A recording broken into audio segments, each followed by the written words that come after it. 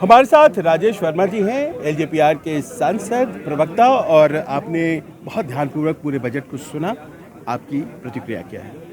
नहीं, जिस खूबसूरती से हमारे वित्त मंत्री आदरणीय निर्मला सीतारमण जी ने सभी वर्गों को ध्यान में रखते हुए इस बजट को पेश किया।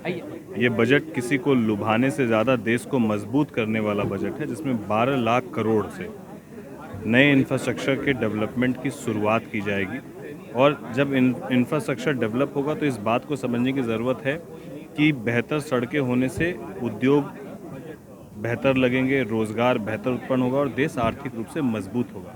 जहां एक तरफ इंफ्रास्ट्रक्चर के ऊपर एक बड़ा इन्वेस्टमेंट किया, वहीं दूसरी तरफ जो मध्यम वर्गीय परिवार है, जो कहीं ना कहीं इलाज के बोझ में, जब वो इलाज की जो महंगी दवाइयां हैं, वो विशेष रूप से कैंसर जैसा इलाज जो आज के दिन में हिंदुस्तान में एक आम बीमारी की तरह फैल चुका है, और उसकी दवाइयाँ जिस तरीके से महंगी हो रही है, तो 17 ऐसी दवाइयाँ हैं जिस पर टैक्स जो है कैंसर की, जिस पर कम किया गया। और लोगों के स्वास्थ्य को ध्यान में रखते हुए 3 आयुर्वेदिक इंस्टीट्यूशंस, योगा इंस्टीट्यूशंस की शुरुआत की नींव भी आज इस बजट में देखने को मिली, जो रखी गई है। तो ओवरऑल यदि इस बजट को देखा जाए तो चाहे वो एमएसएमई की बात करें, एम्प्लॉयमेंट की बात करें, सेल्फ रोज़गार विकसित करने की बात करें, तो तमाम चीज़ों को इसमें बहुत खूबसूरती से समाहित किया गया है। आपने देखा कि पूरे बजट में बिहार का नाम नहीं आया, तो विपक्ष कह रहा है कि देखिए इलेक्शन था तो बहुत बार आ गया था, इस बार नहीं है।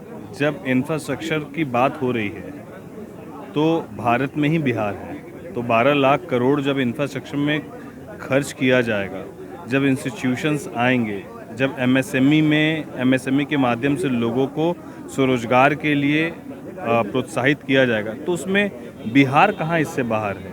तो ये तमाम योजनाओं का लाभ बिहार को ही मिलेगा, सभी राज्यों को मिलेगा, और आवागमन यदि बेहतर होगा तो सारे ही देश की कनेक्टिविटी को मजबूत करने का काम किया जा रहा है। तो मुझे लगता है कि विपक्ष के पास जब इस बजट के बाद कुछ बोलने के लिए नहीं है, तो यही जब मिल रहा था तो बिहार का इलेक्शन था, जब नहीं मिल रहा तो बिहार को नहीं मिला, तो उनको तकलीफ बिहार को मिलने या नहीं मिलने से नहीं है, उनको सिर्फ और सिर्फ खामियां निकालनी है, वो निकालने का काम वो लगातार करते हैं। हमारे साथ जेडीयू सांसद लवली आनंद है। मैम, आज बजट पेश हुआ, 9वीं बार निर्मला सीतारमण ने बजट पेश किया। जो उम्मीदें थी बिहार को इस बजट से, क्या वो पूरा हुआ?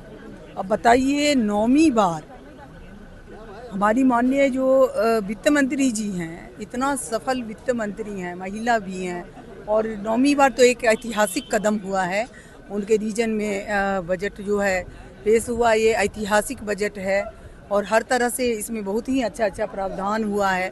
आप जाने कि एक असाध्य रोग कैंसर है, उसका भी उसमें दिया गया है कि 17 दवाओं पर जो है शुल्क भी कम होगा। इसी तरह से बहुत सारी बातें हैं, नौजवान के लिए, किसान के लिए, तमाम चीज़ के लिए, देश के लिए।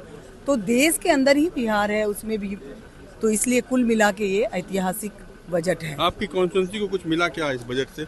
हमारे देश को मिला तो कॉन्स्टिट्यूंसी को मिला, राज्य को मिला। अगर देश के अंदर ही सब कुछ है, सब कुछ मिला।